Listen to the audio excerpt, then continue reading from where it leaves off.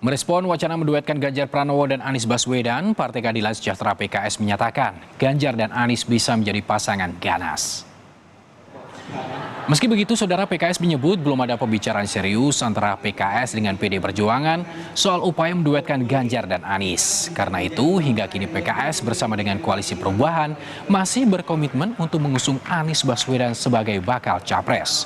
PKS pun menganggap wacana ini sebagai bagian dari komunikasi politik yang dibangun PD Perjuangan.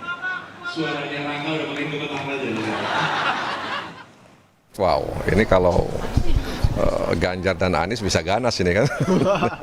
Tapi semua itu kan bahagian dari komunikasi politik, ya, membuat isu, ya, kemudian berkomunikasi, bertemu, itu kan bahagian dari penjajakan untuk menemukan dan mempertemukan kepentingan-kepentingan yang dimiliki oleh masing-masing partai politik.